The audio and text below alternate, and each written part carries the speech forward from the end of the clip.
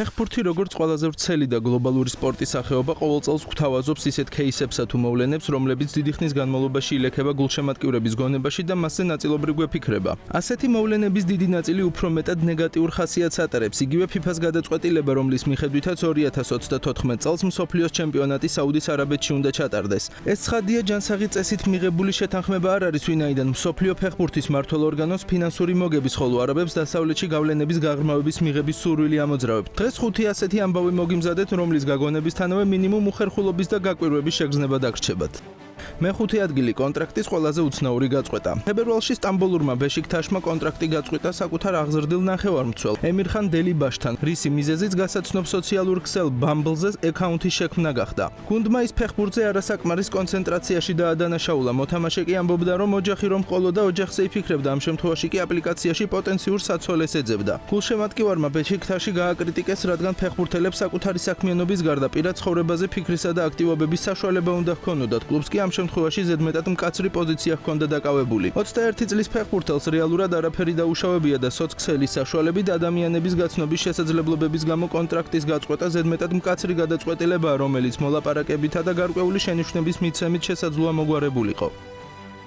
მეოთხე ადგილი ჩელსის სატრანსფერო პოლიტიკა. ამ საკითხზე მას შემდეგ ვსაუბრობ, რაც გუნდი ამერიკელმა ტოდ ბოელიმ შეიძინა და მარგალიტები არც გასულ სატრანსფერო კამპანიაზეც მოგვიკლებია, განსაკუთრებით კი მეკარის პოზიციაზე. კლუბი მთლიანად მწვრთნელ ენცო მარესკას უნდა უმადლოდეს ცხრილში ამჟამინდელ მეორე პოზიციას, რომელმაც 39 ფეხბურთელის ყოლის გამო სერიოზული საკადრო გადაწყვეტილებები მიიღო და კონტინგენტი როგორც ჩანს ხარისხიანად გადაარჩია. ზაფხულის კამპანიისას გავრცელდა ინფორმაცია, რომლის მიხედვითაც ჩელსი 20 მილიონად გენკისგან შეიძინა მეკარე პენდერსი, რომელიც რიგით მეცხრე გოლკიპერი იყო გუნდში და მათგან არც ერთი ვარსკვლავური დონის. ცხადია, მათი ნაწილი პროგრესის მისაღწევად არენდით გაანადგურეს, მაგრამ მთლიანად ეს ქმედებები მიანიშნებს იმაზე, რომ კლუბს სამოქმედო სტრატეგია არ გააჩნია. 2022 წლის შემდგომ, რაც გუნდს ბოელი ჩაუდგა სათავეში, მათ ტრანსფერებზე 1.3 მილიარდი ევრო დახარჯეს, რაც არეკორდო მაჩვენებელია, საიდანაც 93 მილიონი 5 მეკარეზე მოდის.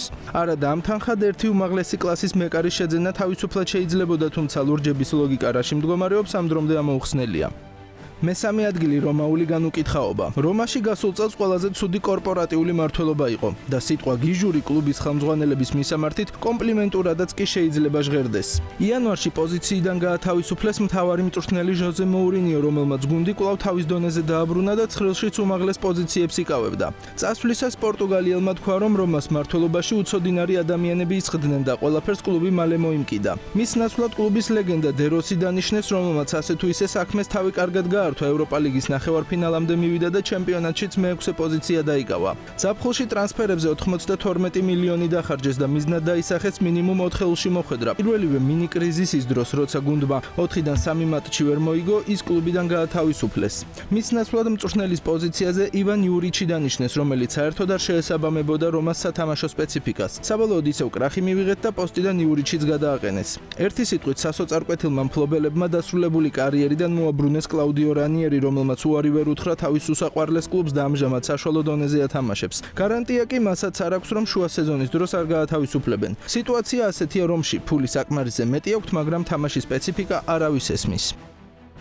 მეორე ადგილი პროფესიონალი მსაჯები. ზოგადად მსაჯობა ყველაზე დაუფასებელი პროფესია. თუ კარგად შეასრულებ შენ საქმეს, არავინ არაფერს გეტყვის, ხოლო თუ ცუდად შესაძლოა ფიზიკური ძალადობის მსხვერპლიც გახდე. წელს გამოსარჩევი იყო ის ფაქტი, რომ მსაჯები საკუთარ სიმპათიებს აშკარად აფიქსირებდნენ. ინგლისელი არბიტრი დევიდ კუტი თავის საქმიანობას ჩამოაშორეს, მას შემდეგ რაც წლების წინ გადაღებული ვიდეო გავრცელეს, რომელშიც ლივერპულისადმი ზიზღზე საუბრობს და მაშინდელ მწვრთნელ იურგენ კლოპს ამპარტავანსა და ნაძირალას უწოდებს. ვიდეოს გადაღებამდე და შემდეგაც დევიდი ლივერპულის თამაშებს მზჯიდა და ყოველთვის შეცდომებს მერსესაიდელების საწინააღმდეგოდ იღებდა, ზოგჯერ პირდაპირ მოედნიდან და ზოგჯერ ვარის ოთახიდანაც. არადა ის 2018 წლიდან მუშაობდა ინგლისში და ერთ-ერთ ყველაზე გამოცდილ არბიტრადაც მიიჩნეოდა. ინგლისში არბიტრები მსაჯობაზე პასუხისმგებელ ორგანო PGMOL-თან ვალდებულები არიან აცნობონ თუ რომელ გუნდს უჭერენ მხარს. ნოტინგემში დაბადებული კუტი ნოტინგემ ქაუნთის გულშემატკივრად იყო დარეგისტრირებული, შესაბამისად მას ამ კლუბის მატჩებზე მუშაობა ეკრძალებოდა, თუმცა არა საძულ ველზე, რის გამოც ლივერპული სერიოზულად დაზარალდა. კუტი სამსაჯო საქმიანობას ჩამოაშორეს, თუმცა ლივერპულმა დაკარგული ფულები და შესაძლოა ტიტულებიც კი ცხადია უკან ვეღარ დაიბრუნა.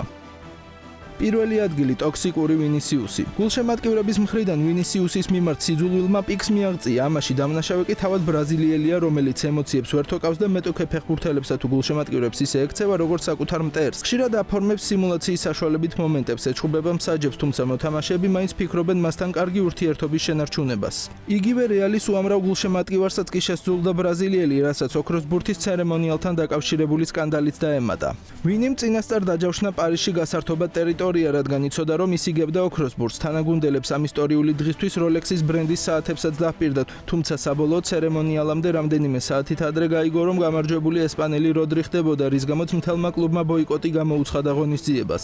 ასეთი ქცევებით ვინისიუსი ნამდვილად უკანასკნელი რამდენიმე წლის ყველაზე საძულველი ფეხბურთელია და საკუთარი იმიჯის ცვლილებას არც კი განიხილავს. ტოქსიკურობა მოქმედებს არა მარტო გარშემომყოფებზე, არამედ მასზეც, რაც ხელს უშლის მისი პოტენციალის სრულად გამოვლენას. მეტიც, რეალის პრეზიდენტი ფლორენტინო პერესიც კი განიხილავს მსგავსი ქცევების გამო საჭიროების შემთხვევაში მასთან განშორებას, ასე რომ ბრაზილიელი თუ კი დროულად არ დაღვინდა და არ დაიწყო საკუთარი ემოციების კონტროლი, ის დიდი ალბათობით საკუთარ კარიერას გაწირავს.